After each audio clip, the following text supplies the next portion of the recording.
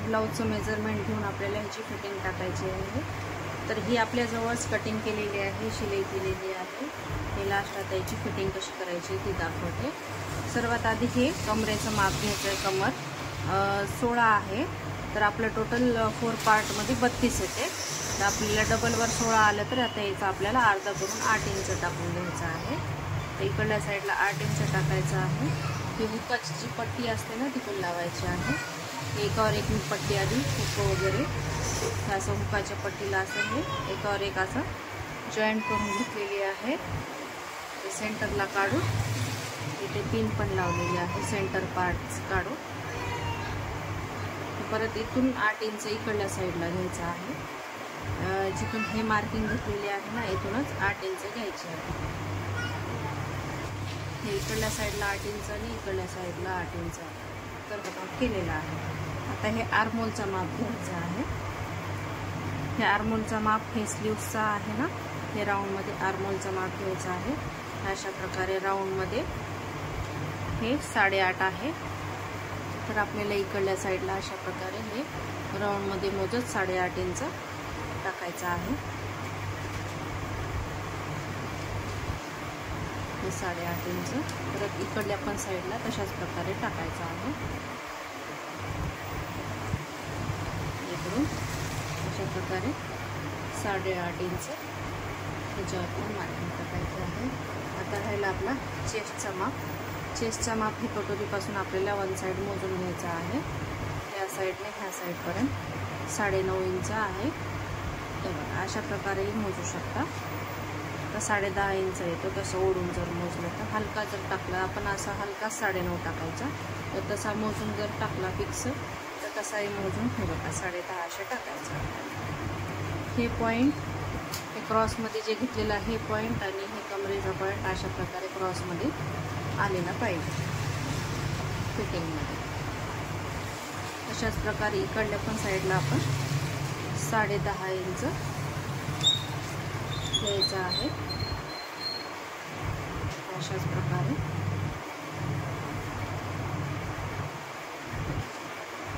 हे आर्मोलचा माप, चेस्टचा माप आणि कमरचा माप सेम आलं पाहिजे। तर याला स्लीव्हचं मेजरमेंट आपल्याला हे खालच्या साईडचा राऊंड भाग हे मोजून घ्यायचा आहे। हे राऊंड भाग मोजल्यावरती हे 5.5 आहे। आपल्याला सेम इथे 5.5 इंच टाकून घ्यायचा आहे। ह्याचा सेंटर पार्ट काढून घ्यायचा आहे।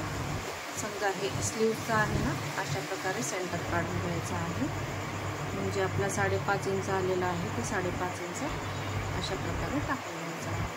ते 5.5 आणि हे अशा प्रकारे स्ट्रेट मार्किंग करून घ्यायचं आहे। किती पण मोठा माप राहू द्या, फिटिंग एकदम व्यवस्थित येते अशा प्रकारे जर फिटिंग टाकली तर। हे बघा त्याचा पण सेंटर काढला आणि 5.5 इंच अशा प्रकारे मार्क केलं।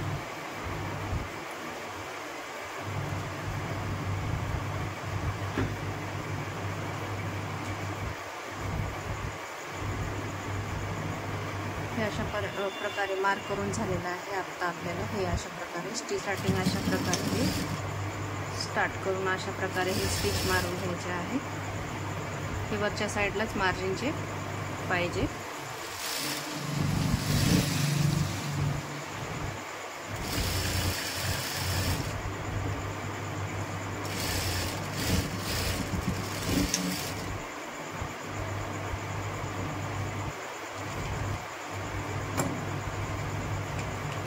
अशा प्रकारे हे पण हे स्ट्रेट मार्किंग आहे ना, ती कटिंग करून घ्यायची आहे।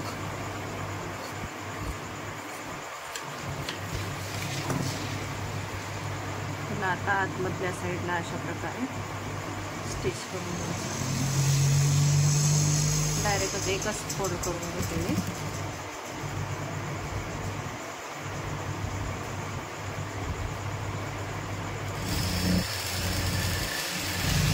आधी पण मारलं तर चालते किंवा नंतर पण मारलं तर चालते। मी अशा प्रकारे नंतर मारून घेते डायरेक्ट।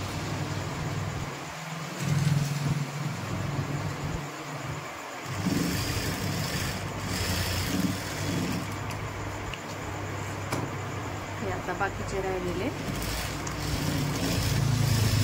2-3 जेवढे जेवढे आपल्याला पाहिजे तेवढं स्टिच मारून घ्यायचं आता एका साईडला.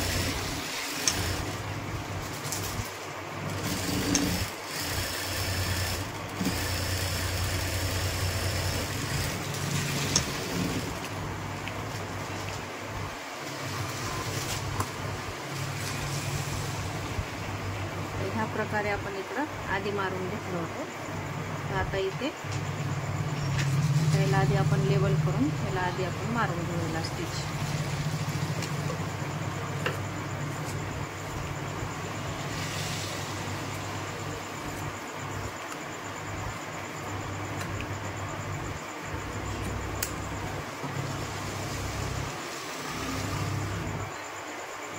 पहा हे डायरेक्ट जे मारायचं आहे ना आपल्याला सेंटर पॉईंट आहे, सेंटर पॉईंटला अशा प्रकारे फिक्स करून घ्यायचं आहे आणि इथून स्टार्ट करायचं आहे मारण्यासाठी. तिथे एक एक्स्ट्रा शिलाई लागते, तिथे डायरेक्ट केल्यावर शिलाई नाही लागत.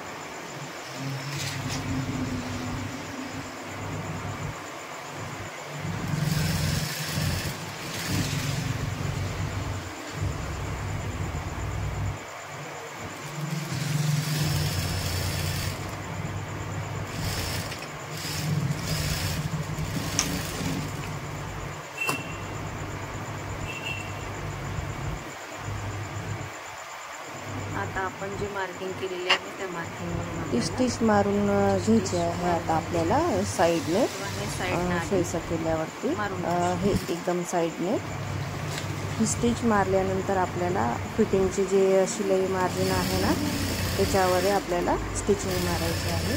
तर अशा प्रकारे जर तुम्ही फिटिंग केला ना खूप परफेक्ट आणि खूप छान फिटिंग बसते. अशा प्रकारे फिटिंग करायची. जर ही फिटिंगमध्ये तुम्हाला काही डिटेल नाही कळालं असेल तर तुम्ही कमेंट करू शकता.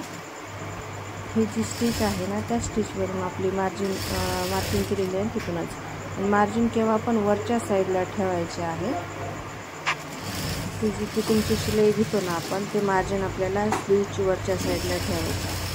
त्या ठिकाणी मी सर्व बारकाईने शिवते. तर तुम्हाला हे अशा प्रकारचे जर व्हिडिओ पाहायचे असतील तर कमेंट करा. मी याच्यामध्ये काही छोट्या छोट्या टिप्स आहेत ते पण सांगते. फिटिंग मी तिकडल्या साईडला जी केली होती ती डायरेक्ट केली होती. इकडल्या साईडला आधी सीधा कपडा ठेवून त्याच्यावर एक शिलाई मारून परत फोल्ड करून साईडला स्टिच मारले. अशा प्रकारे मारले. तिकडं डायरेक्टच फोल्ड केलं.